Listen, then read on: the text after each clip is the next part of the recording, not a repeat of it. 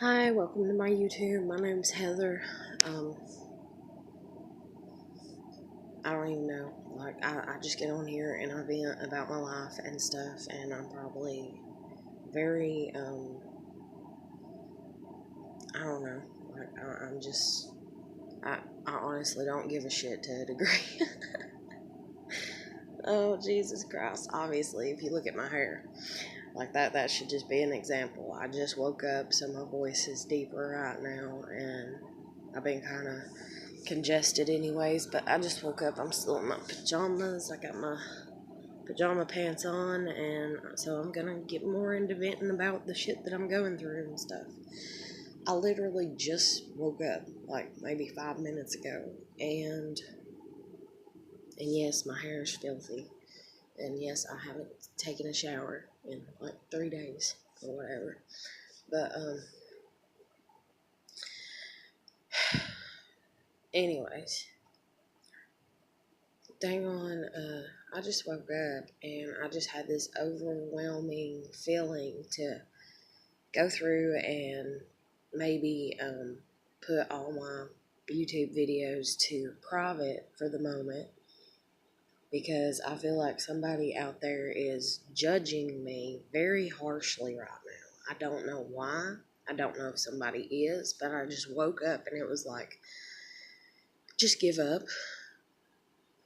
Just give up. It's easier to give up. It's easier to always be that scapegoated child and be like, yes, I'm the problem. Just give up. Just give up. Just be like, yeah, I'm crazy. And my family's perfect. And they haven't done anything wrong.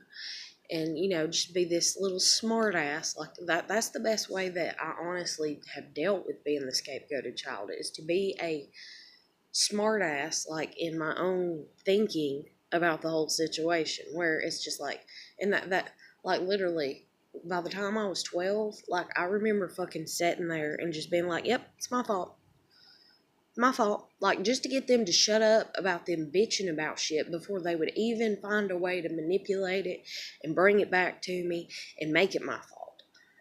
I literally remember doing that for like 3 months, I think. And my mom, I swear to God, she looked like she was going to smack the shit out of me several times, because she would just be like, this ain't going right. That ain't going right. I So and so was mean to me at work today. And I'd be like, yep, it's my fault. Tell me more about it. Like, I was a smart ass. Like, I was horrible. But at the same damn time, when you've been scapegoated, and everything always ends up being your fault, and you always end up being like the glue and shit, I guess. And that's another thing too that I've never really got into before with my YouTube videos, is like, there's people in the family that are the glue of the family that hold the family together. And sadly, I noticed this literally at the age of 5. And call it me idolizing my papa or some shit, but one day when I was like probably 5 or maybe even 4, I just remember looking at him. Like, I was like sitting at the floor, cross-legged, watching TV. And then he said something to me. I turned around and answered him. And then he just went back to watching TV. And I just was sitting there looking at him. And I was just like, nobody in this family would exist to a degree if it wasn't for him. Because I knew my dad came from him, and then I came from my dad, and so I was like, and if my dad was never born, then I would never be born, and my sister would never be born, and my dad would have never met my mom. And so that went through my head really quick. And then I was like, just looking at him and like thinking how beautiful he was, I guess, like not literally like beautiful, but like just appreciating his being and the fact that he was alive, and the fact that he had given life to my uncle and my dad. And then I started, kind of spinning out, of control with my thoughts about being appreciative of my elders, and how, if my other papa wouldn't have had my mom and my aunt and my uncle, then, and so on and so forth. But I was just sitting there and I was looking at my papa, and I was just like, And I mean, I was 5 years old having these thoughts, and I was just like, because I was always a very reflective child, I remember.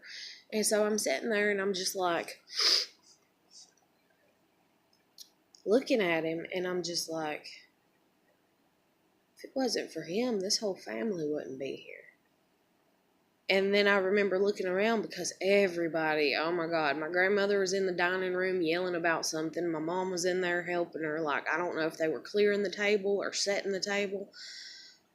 I think they were setting the table for some event that was fixing to go on. My sister was running around. My dad was yelling at her. And I think there were a few other people that had just came in for whatever was fixing to happen, whether it was a birthday party or just a weekend celebration, or I don't know. Because there for a while, I think we actually had my aunt and uncle and my cousins maybe come over on Sundays and eat with us too sometimes or something.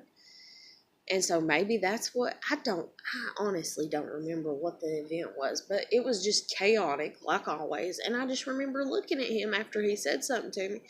He asked me a question, I turned around, answered him, and then I never turned back around and faced the TV until after I got done thinking this. And I'm sitting there and I'm just like, we wouldn't be here if it wasn't for him. And then I was like, holy shit, he's the whole thing holding this family together. And I was looking at him and I was like, he's so peaceful and quiet, and everybody else is so loud and chaotic. I was like, everybody else screams or yells or is mean or is hateful. And I was like, and he's quiet and nice. And I was like, bless his heart. How the fucking hell did he wind up with this shitty ass family? And I was like, oh, he's going to go to a good heaven when he dies, because, I mean, it was literally like almost like a world war, it seemed like, in my little mind, with the way our household was ran. It was just so fucking chaotic. There was never any peace or quiet. Things were constantly going. People were constantly moving. There was constantly something going on. And I was just like, this poor man. Just looking at him, and I was like, holy shit, this poor man, And I was just like, I want to be like him. I want to be like that. But then I was like, but I don't want to be sad like that. And unfortunately, there's no way to be like that and not be sad like that. And so I remember when he died, I'd heard somebody at one point in time, else before or after. I want to say after, but I also want to kind of think before, or maybe I just kind of thought it, but I didn't know how to word it. And so it was after, but somebody said something about him being the glue of the family, or about somebody being the glue of the family. I think it was after, verbally, that I heard that, glue of the family, the person that holds the family together. And I had had the thought that that's who he was. And I thought when he died, I thought, shit, now I've got to be the glue of the family. And I was like, oh, fuck no, because he died when I was 7 or 8. But I think I was 7, fixing to turn 8, or just turned 8, or whatever. But I was just like, shit, I'm too young for this, And I was like, and I can't be the calm one, and I want to be fun, and I want to be loud and rambunctious and this and that, and I don't want to be the one that has to be quiet and actually think and actually take, because it's like, it's almost like the best way to word it is the rest of my family, for as far as emotional thinking, there is no depth to it. It's just shallow. It's just surface level. And that's the thing with my papa, was like, he was a very deep, emotionally, profound being in person. And I was like, I want to be that, And so I heard somebody refer to the glue of the family, and I was like, yeah, and I thought to I didn't say that to them, but whenever they said it, it's like I thought about it, and then I went in my head, and I was like, oh shit, that's the word that I'm looking for to describe, what I'm feeling about him, and what I feel that now I have to be, because he's died, and everything. And So that's the way that it's always been. I've always been walking on eggshells, trying to make sure that everybody else is happy. I sat here last night, and I think I said it in my very last video, which I don't even think I've uploaded yet. And my dang on thing's going off on my phone that my data's about used up, and so I'm like, shit, I don't know how many I can upload before it fucks it up and everything, and I only got this until the 9th and everything, and before it resets, and so I was just like, fuck, but I was sitting here, and I was like, I think I might need to sell, these Barbie dolls. Like, it's not a lot, but it's a few that my mom and dad bought me when I was a kid that, they're old and they're in the boxes still, and we weren't allowed to play with them, and what the fuck ever, and shit like that. And I wanted to keep them and give them to my kid. And I have gave them to my kid. My kid's 12, but my kid is just like, oh, because once she, realized at the age of 5, you can't open them and they're collectibles, she's like, oh, like she don't even care to look at them because it's not from her generation. Her generation's more Monster High dolls than it is Barbie dolls, so it's like, they're nothing to her. But then when I've tried to get rid of them before, my mom's got on to me, you can't do that. My grandmother's got on to me, you can't do that. And then my kids even got on to me because she's been raised in my image and in their image. And as a matter of fact, my mother even got on the phone with my daughter before they took temporary custody of her. And my daughter was like screaming practically on the phone, I just hate my room and I just want to redo it and I just want to get rid of a bunch of stuff.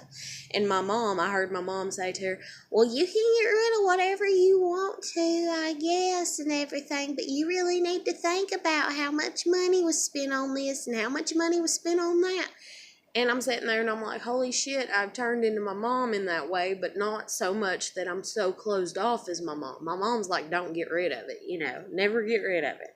I mean, I got books from the fucking 70s that are kids' books that got words misspelled. You get what I'm saying? Or the 80s at least, but some of them were probably published in the 60s and the 70s that got words misspelled, children's books.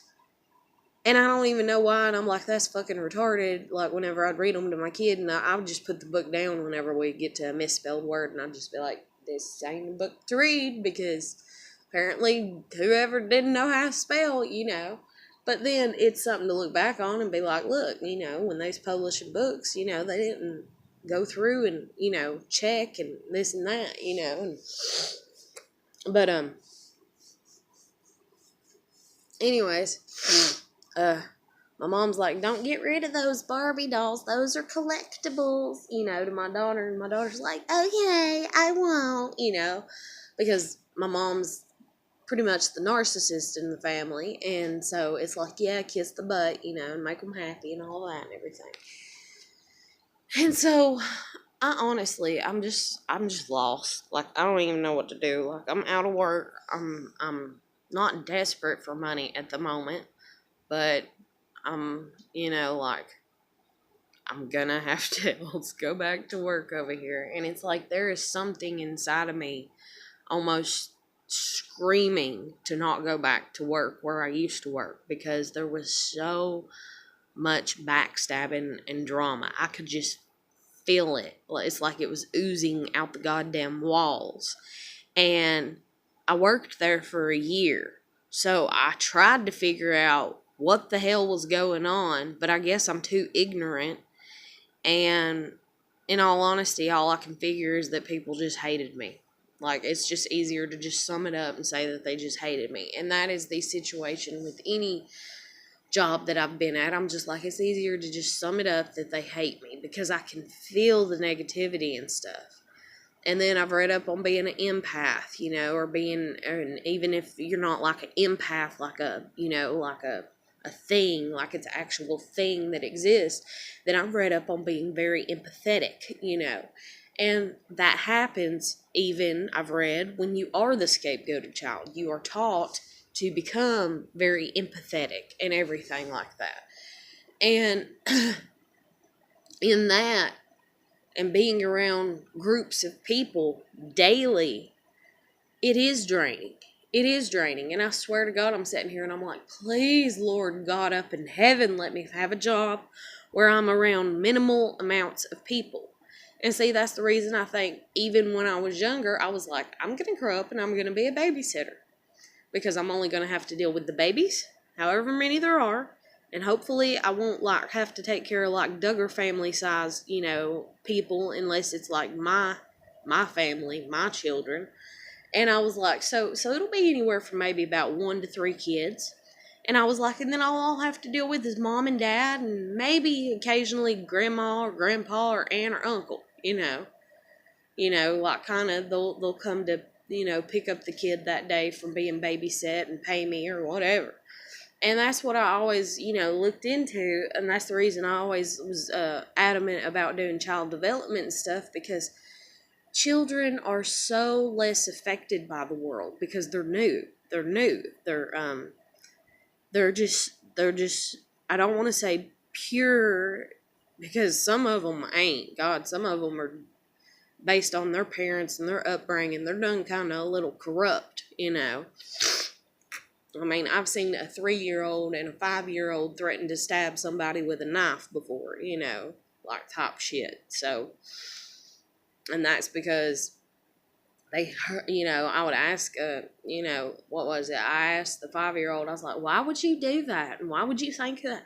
Well, that's what mommy said when this happened, and I was just like, oh, shit, And I was just like, oh my God, at the age of 5, your mom said that around you. But then, like, you have to take into account that maybe she's got older kids and maybe something really violent happened and traumatic and, But I was just like, whew, but still, even at that, even if a child is put in very traumatic events at such a young age and everything, they are still so much less, I don't want to say logical, but their mentality is not set, I guess is the best way to word it. Because when you're a little child, your mentality is still fluctuating. You're still trying to figure out, And then that's the thing that I guess that I've always tried to keep with me, and that I've noticed about, like I said, call it idolization or whatever, but my papa, is I was like, he's relatively just kind of go with the flow. Like, I mean, he had his things that he was stable on. He liked his, ashtray set in a certain place, He liked his drink set in a certain place. He liked his shoes a certain place. When he took them off, he liked this a certain place, And, I don't know if the right terminology is a shoehorn, but I think that's the right terminology. But he always had one to put his little loafers on, and to take them off. And he used it religiously to take them on and put them off, or shit, to take them on. Lord God bless, that was as backwards as it fucking comes. I'm dyslexic at times, it's alright. But, but he just had his routine, but even if his routine got thrown out of sync, it would take him a while before he would get upset. It would have to happen 5 and 6 and 7 times for him to be like, okay, I'm getting mad about this, And, I want it here, and I want this here or whatever. But other than that, he was very flexible with everything else. Because like I said, I remember, him just sitting there quietly, and the whole fucking house was chaotic as hell, and people just kind of running around and loud mouth and everything, and I was just like, I want to be like that. I want that type of peace. I want, that. And so and that's one thing about me and him. Whenever I would sit with him, and everybody was gone or everybody was asleep or whatever, or he was babysitting me, I would just sit with him. I would just sit with him in the quiet. And I guess that's one thing that really made me fall in love with the girl that I fell in love with and everything. And that's a whole nother story, but it's like to just be able to just sit in the peace and in the quiet. That is such a admirable quality to have. And I used to be able to do that really well, but I've gotten out into the world, and the world has stirred me up, I guess is the best way to word it, more than I was already stirred up from my family. And I'm just like, why can't I be calm? Why can't I, and even like, oh, well, meditate. My mind can't even wrap around that shit other than to read about it. Like, I don't know what the fuck's wrong with me, but, literally, my mind cannot even, I'm just like, the fuck? I see it. There it is. Okay. But, it's like, literally, it's like, my fucking mind is just like, if I try to do that, because everything that I've tried to do here, where I live too, and it's very loud, and I live close to the road, it's always interrupted. And then I have dogs and cats, and then when my kid was home, I mean, it's just constant. There's no silence, and it's like I don't know how to block things out. Like it takes being in a silent place, I guess is the best way to put it, to learn how to silence the mind and yourself again when it has been a very long time since you've been able to. And that's one thing that I really enjoyed also about hanging out with my friend and stuff, that I ended up falling head over heels, like so bad in love with and everything, is it's like, it was so quiet. She was so quiet. Everything about her being, like, I found qualities in her I've not found in another living human being, is the best way to put it, other than my papa, And I was just like, holy shit. And now I'm sitting here and I'm into astrology right now, or not right now, but I've been into astrology, and I'm sitting there and I'm like, think as to what zodiac sign she is. Okay. And then I'm like, think as to all the other zodiac signs that you've been around because I've been around a few. And I'm like, yeah, they're relatively quiet, but not to the extent that she is, And I'm like, but I always took their quietness as hatefulness for the most part. Because it was like, they're quiet because they're being hateful and they're judging me. And then they would end up screaming about something. I don't know what it is about this zodiac sign, but now I ain't never seen this girl that I fell in love with. I ain't never seen her. Well, I take it back. I've seen her get riled up about a few things. It's fucking adorable. But anyways, I've seen her get riled up about a few things and everything. But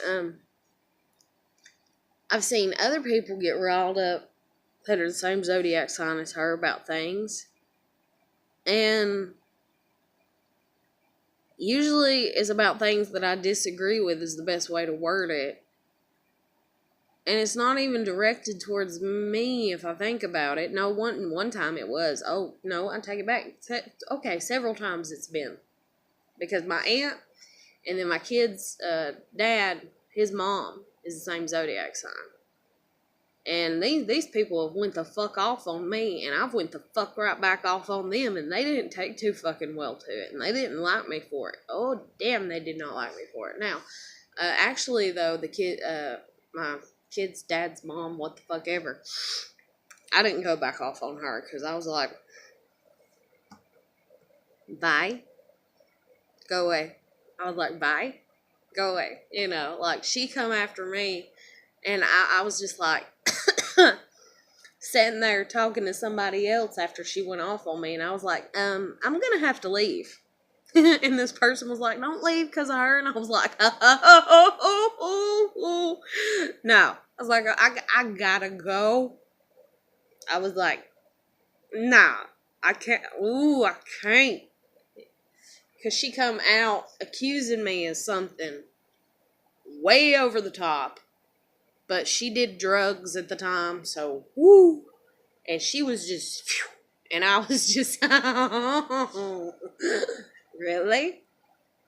You know, I was like, whew, Lord, baby Jesus up in heaven, help me. You know, I was like, just walk it off. And I literally did. I walked it off. I got my shit together and I walked the fuck up out of there.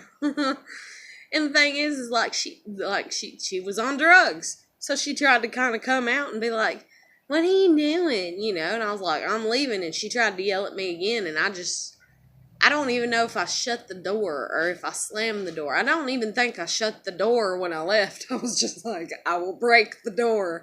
I was like, I don't think I should shut it right now. And I was like, oh my God. And the thing is like, this woman's very petite in her size. And I was like, that's not even fair. It's not even close to fair. I was like, I could probably just slap her and she would fall to the ground. I was like, that's not fair. I was like, don't do it. But yeah. And then my aunt,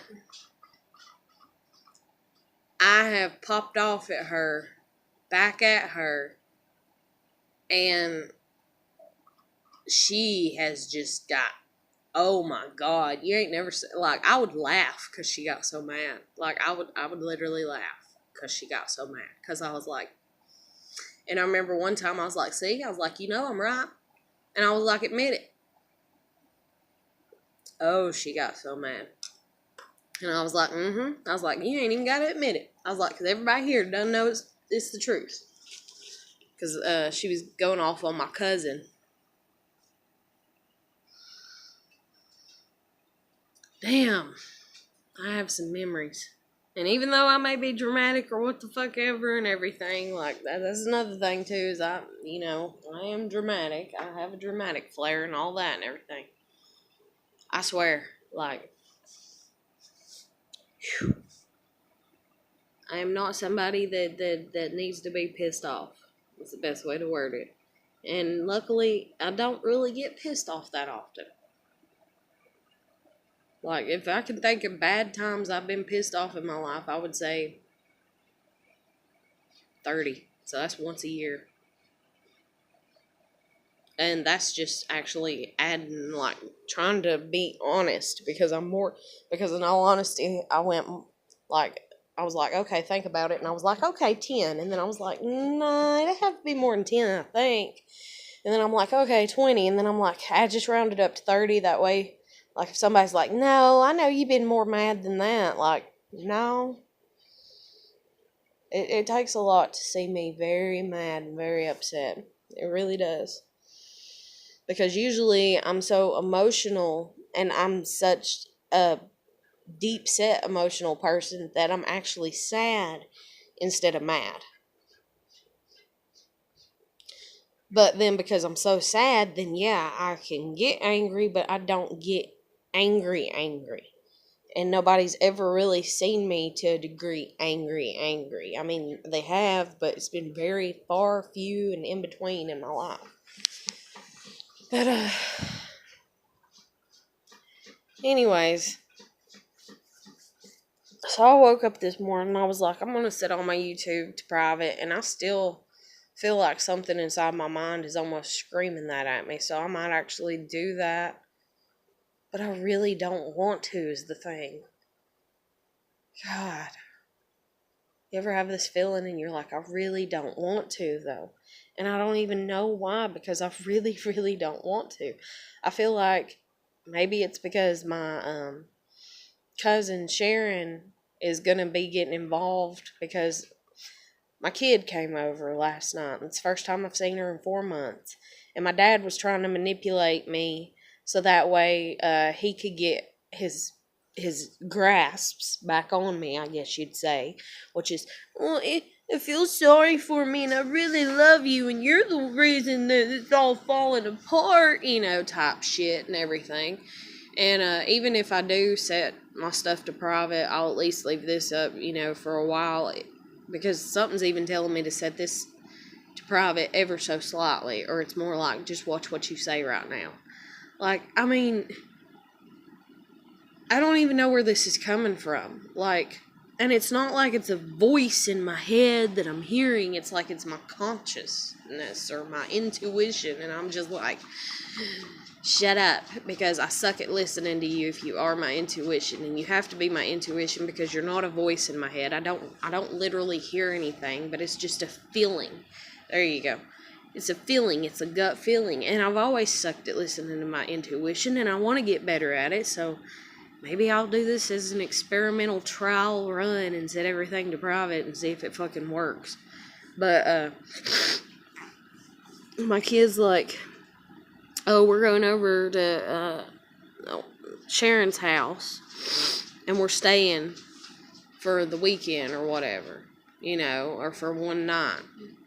And so they're leaving, I guess, tonight and staying, tonight at her house. And maybe it's her that's going to try to dig and show something and prove, in her opinion, that I'm crazy or some type of shit. And that's another thing, too, is just with my cousin Sharon. My cousin Sharon's been looking in on my Facebook.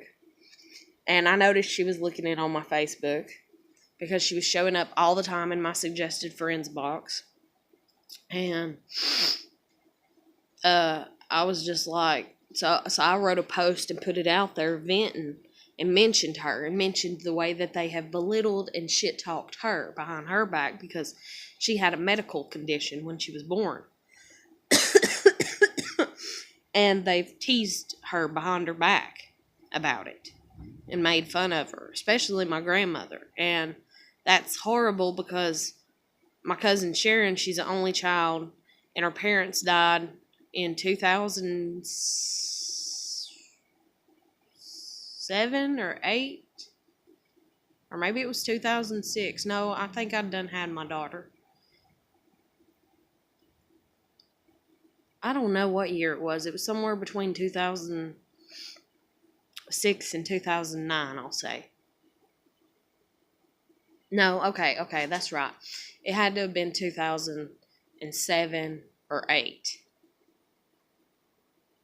2008, I believe. Maybe 2009. I think it was 2008. Because I remember her dad came over and actually taught my baby how to untie her shoes. It took me forever to break her that habit. I would tie her shoes and she would just go and untie them. And I was just like, son of a bitch, leave your shoes tied. You're going to trip and fall because you're going to step on your laces and you're going to kill yourself. I was like, why did he teach you that? But he taught her that because he thought it was funny, But, and I thought it was cute, and it was a good memory and everything. But at the same time, it made my life more kind of hassle type thing. And I don't even know what it is about men that do that. And then we have to find it funny. And we actually don't. And it causes more stress on us as women. Because that's just like my dad, whenever my kid seen me last night, he was like fake driving away to make her hurry and get in the car. Like, why do guys do that? Why do we even have to find it funny? Because we really don't. Like, we really don't. Like, it's just more stress you're putting on us.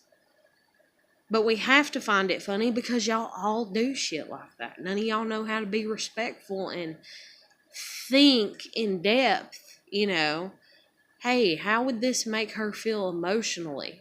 Well, how the fuck do you think it'd make you feel emotionally if, like, you're seeing somebody for the first time in a long time and it's a very important, visitation, meeting, whatever you want to call it, and I'm sitting there slowly pretending to drive away just to irritate you and be like, get your ass in the car now. Because I don't have the nerve to, crack the window and be like, hey, we've got to go now. and then, like, I give you that warning, and then if you're still not in the car 5 minutes later or a minute later, I'm like, okay, I'm leaving in, 3, 2, 1, or something like that. But no, no, it don't happen like that. And so my uncle taught her how to untie her shoes, and like I said, it took me forever to get her to stop doing that. I literally thought about super gluing them and then just sliding her foot in there, and I thought, but I might end up hurting her foot, and I was like, and I don't want to, and these are her only pair of walking shoes, that she's got, that got a stable bottom, I was just like, But, like, it's not that we do actually find it funny. We actually find it very emotionally damaging, and we've learned to just laugh at it because y'all don't let us feel the way we want to feel about it. But anyways, that's besides the point. And I guess that's the reason, like, I'm sitting here thinking about the girl that I fell in love with, and I'm thinking of things that she did that was kind of teasing, but she never did over the top, and she was always cautious because she knows the emotional side of how it can affect, because she's a woman, so she knows the emotional, side of things. But, damn. Fuck. Sorry. I'm in my own little world about that shit. I'm trying.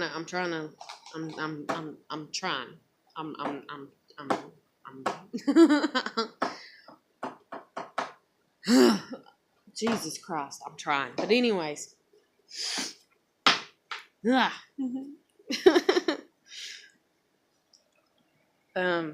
But I don't know. I don't even know, like,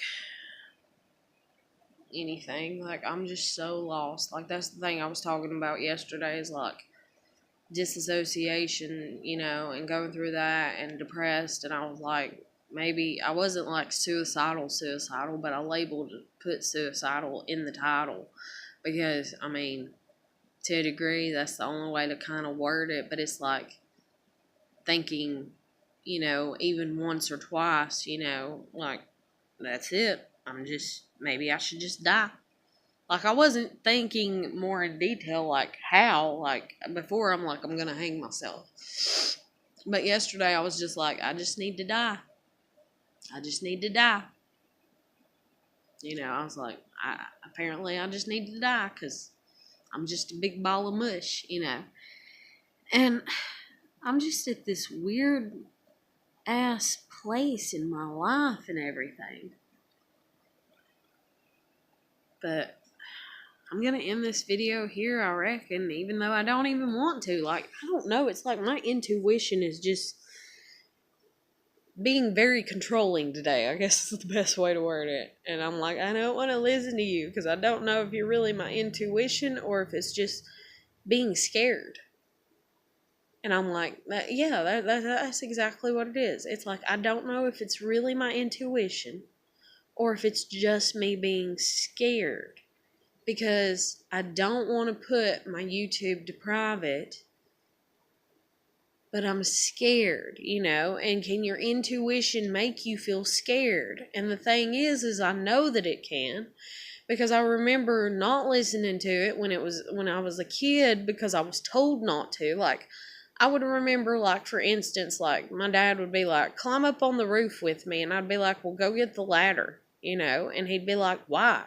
You can just climb up on the seats of the porch and then stand on the banister and then just bend your knee and pull up, and you'll be up here. And I was like, because I don't want to do it that way. Something's telling me not to do it that way. And one time I even verbally said that to him. I was like, something's telling me not to do it that way. And he's like, something. He's like, or someone in your head. You must be crazy, because I didn't know how to word it because I was a kid. But it was my intuition. telling me to not climb up that way and to wait and to do it with the ladder. And I'll be damned, I fell and my leg went in between the fucking wood of the porch and shit, like, because the way the seat was made, it was 2 pieces of wood and there was a space between it. And I skinned my shin and my knee and both sides of my leg, and it bruised me all the way up to the top of my thigh and my crotch. And oh my fucking God, was I mad, you know?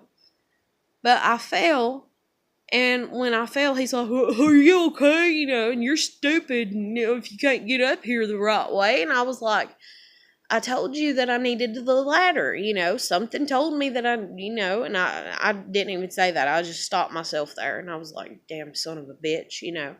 And I thought to myself, something inside of me told me that I needed to use the ladder instead of climbing up this fucking way. And then I listened to you because you're all fucking controlling. And, you know, and I hurt myself. And I thought, this is the way it's always been with you, you know. And I thought, and I could never listen to that voice, that intuitiveness, you know, because he would always overbear. My dad would, you know, had to do it his way. And of course, I dried up my tears. I went inside. I checked to see if I was bleeding real bad, and luckily I wasn't. And I pulled my pant leg back down, and then I pulled my drawers down and seen where my thigh was done bruised on the inside and everything, and I was like, oh shit, this is gonna hurt for a while. Pulled my damn pants back up, went out to the goddamn building, got the fucking ladder my damn self, and he's like, what are you doing? We don't need the ladder, just do it again, just climb back up here, you know. And I was like, oh hell no. And I remember like opening up the ladder. I think I wasn't a little kid, but I must have been anywhere from 10 to 12. And I opened up the ladder, and he's like, my God, I ain't never, you know, in all my life seen somebody can't, you know, you can't chew bubble gum and walk at the same time, you know. And I just looked at him and I was like, do you want me to come up there and help you or not? And boy, he shut up real quick, but I was just like, you know, in the back of my head, like, yeah. You want me to come up there and help put the tarp up and the cinder blocks? Because our roof used to leak horribly. And so we had put tarps up there and cinder blocks and stones and rocks and all kinds of shit to hold down the tarps. And we'd tie them to this and we'd tie them to that. And we used to have a chimney or whatever, a fireplace, and we'd tie it to that. And so it was just like, do you want my fucking help or not? You know. When I said that, he shut up, and then I climbed up on the ladder.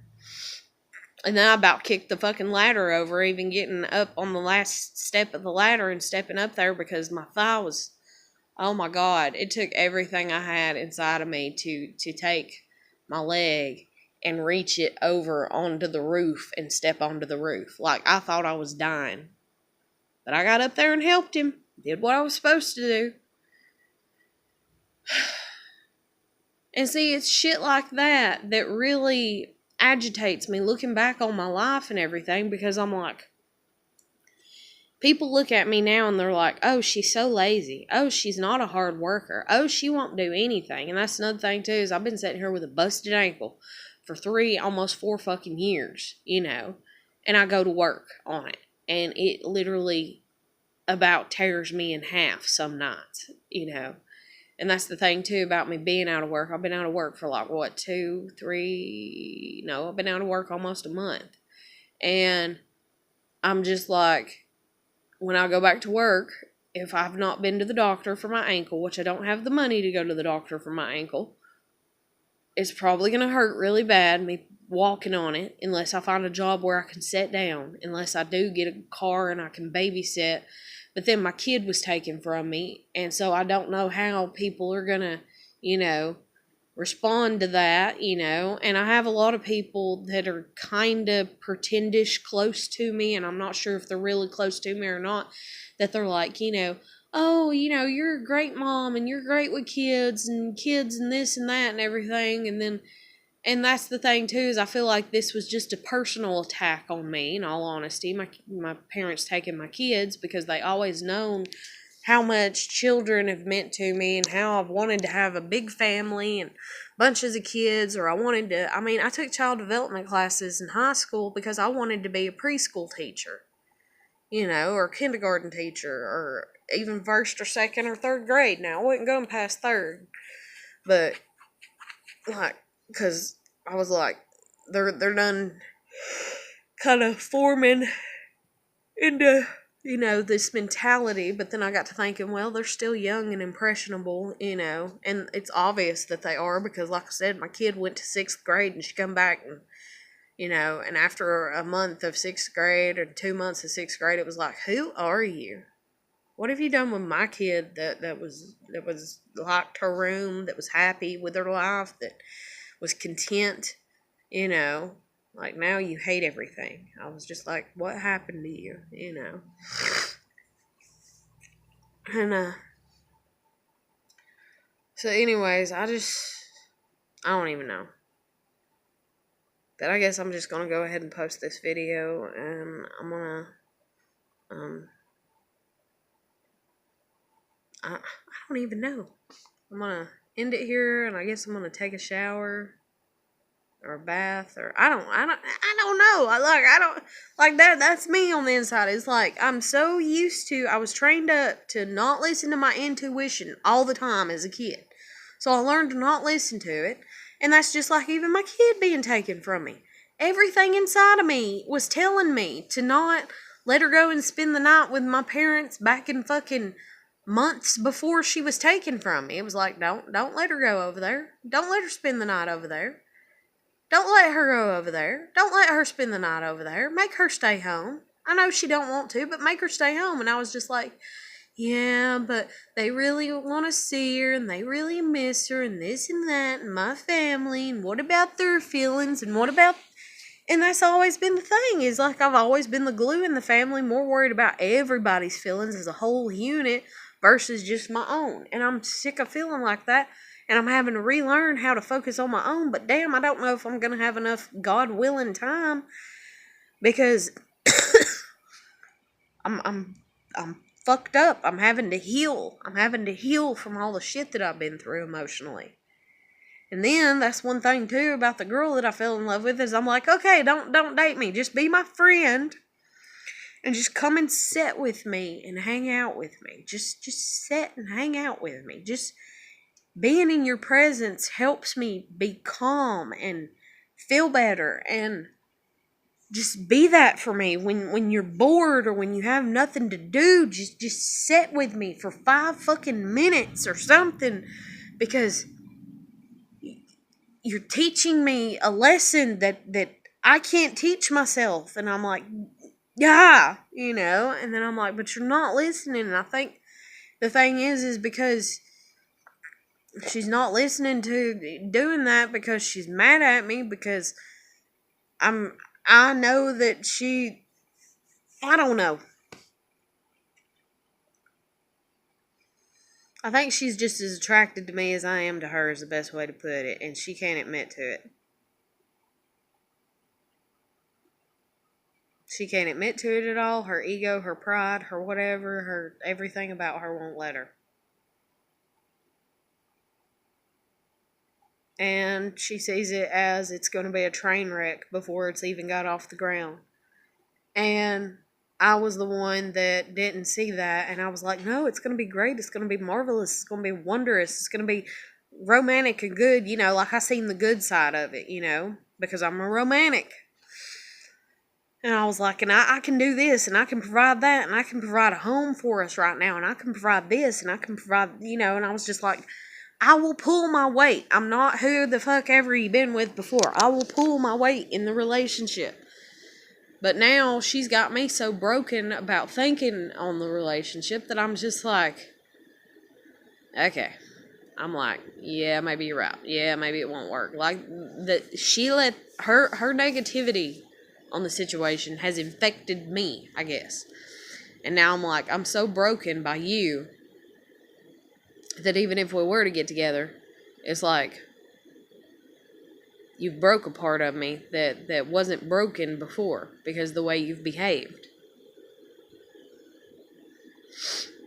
And I don't know if I can go back to being that other way where I'm all positive about it. And that sucks because I want to be that way about it. And I was that way about it for the longest. But now I'm just like, yeah, maybe I won't be good enough for you. Maybe I never was good enough for you. Maybe you're right and only men and women belong together. And then I'm like, maybe we're just two old people that, like, because she's not that old, but I'm just like, we're never going to even find a man. Or if we do, it's going to be like, hey, you know what? You're 45. Here's your husband. And it's going to be like, great, I can't even have kids with him. Thanks. Oh, and not only that, he didn't even get to help me raise my one child that I did have, No, I get to raise them all by myself.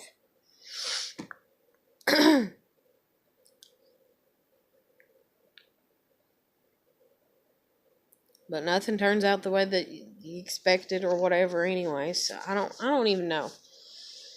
But back to the whole incident really quick about me falling and hurting my leg. That was an everyday, like, with my dad. Like, that was an everyday, like, I don't know how many times I got physically harmed doing something myself, but doing it out of fear because of my dad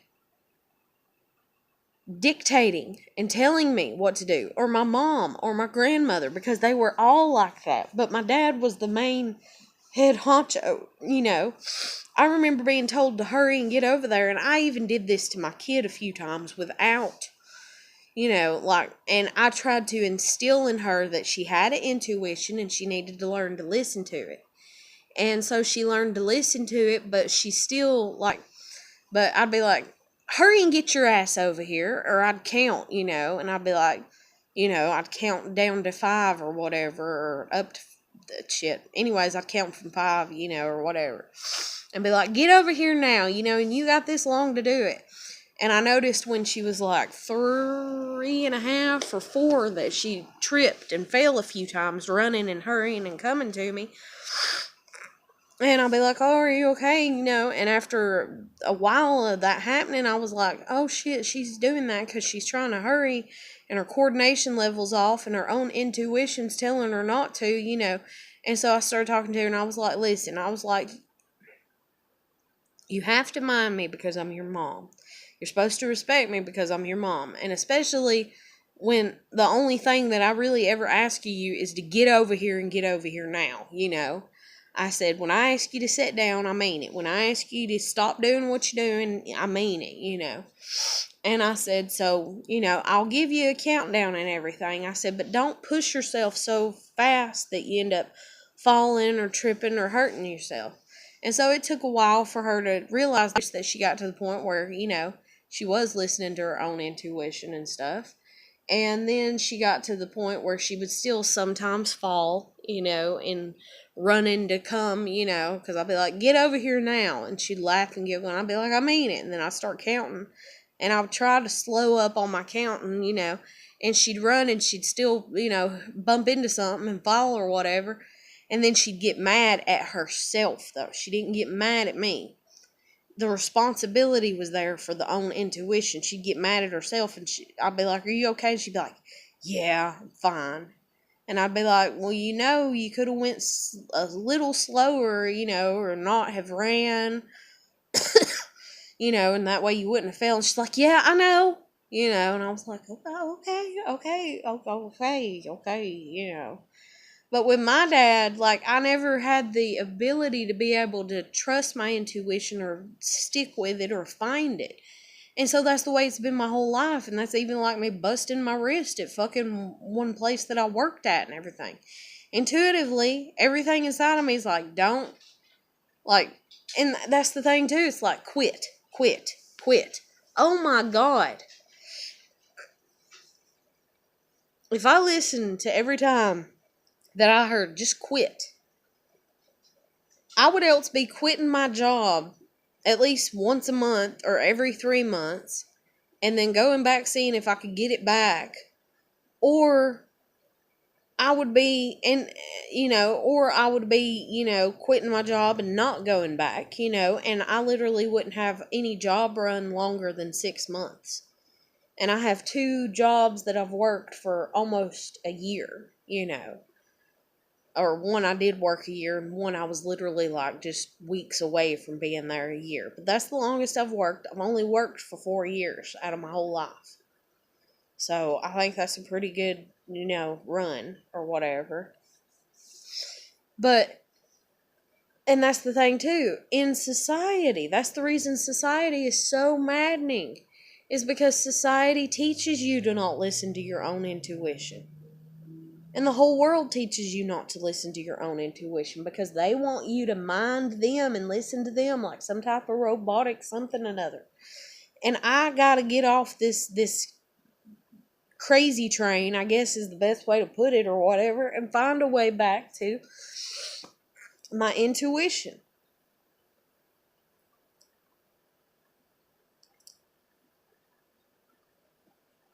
And then even at that, there's a part of me, like I said, that woke up this morning and was like, just let them call you crazy.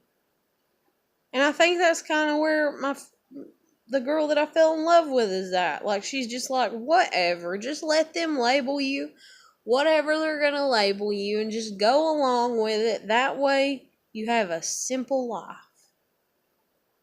That way, you're not so stressed out because you're so tired of being so stressed out that you're just like, yeah, I'm a piece of shit. Yeah, I'm ugly. Yeah, I'm this. Yeah, I'm that. And the thing is went back and forth between this already in my 30 years with my family. And I've even done it with work. Oh, let's go to work where, you're not a good worker and you're a horrible worker and they want to fire you, or they don't like you, or they don't like the way you did this, I mean,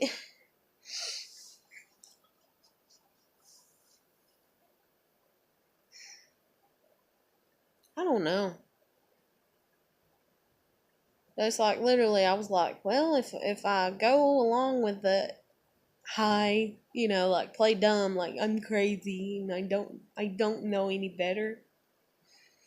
And that's even like my I swear to God, that's like my kid's dad or whatever, his uncle. His uncle used to stare at me quite a bit and kind of smirk at me like I was just somebody he had missed or not seen in a while or something. Like it was like a familiarity that I couldn't describe, and I was just like, why is he looking at me like that, to my kid's dad one day? And he's like, oh, he likes you. And I was like, ugh, and he's like, not like that. And he's like, he just really likes you. And I was like, oh, and he's like, yeah. And he's like, let me tell you. He said, the secret to him is, remember how I told you he's crazy because he went through this and this happened, that happened? I was like, yeah. He's like, he's really not crazy. He said he pretends like he's crazy, but he's really not. And I was like, I kind of figured something was, because I could tell by looking at him in his eyes that the wheels were turning in his brain, is the best way to put it, that he had a lot of thoughts going on in his head, but he never said anything and he never did anything. But it's like sometimes I would catch him staring or smiling at me, and I was just like, what is he thinking about me? And he's thinking something good about me, and it's not, and like, that's the reason I asked my kid, is like, or my kid's dad, is I was like kind of paranoid that it was perverted. And then he's like, no, he's like, he genuinely likes you. Like, he told me like to marry you, like he genuinely likes you, thinks you're good for me, or whatever type shit. And I was just like, oh, and everything. And he's like, he acts like he's crazy, and he tells people that he's crazy, and he even has us tell people that he's crazy. He's like, but he's pulled me aside and told me that he's not, and that he just acts like he is because it's easier that way.